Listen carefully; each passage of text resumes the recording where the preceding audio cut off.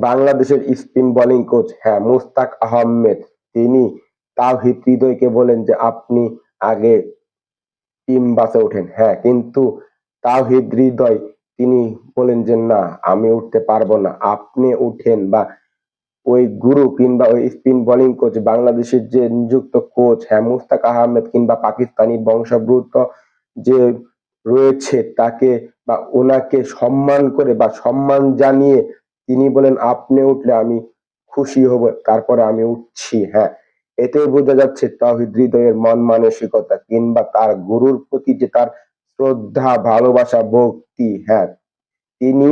বা সেটার মাধ্যমে বা তার বিনয়ের মাধ্যমে তিনি প্রকাশ করেছেন এবং মুস্তাক আহমেদ তো খুশি মনে বা খুশি হয়ে তিনি টিম বাছে বা ওই চট্টগ্রামে যাওয়া কিংবা বাংলাদেশ বনাম ওয়েস্ট ইন্ডিজের মধ্যকার ৩ ম্যাচের ওডিআই সিরিজ শেষে কিংবা বাংলাদেশ সিরিজ জয় করে ওই টিম বাসের মাধ্যমে বা প্লেয়ার কিংবা রয়েছে কোচ কিংবা টিম ম্যানেজমেন্ট সকলের যে এই আগামী ২০২৫ বাংলাদেশ বনাম ওয়েস্ট ইন্ডিজের মধ্যকার ৩ ম্যাচের টি-২০ সিরিজ খেলতে যে চট্টগ্রামে যাবে সেই মুহূর্তে বা ওই টিম বাসে ওঠার মুহূর্তের ঘটনাটি হলো এটি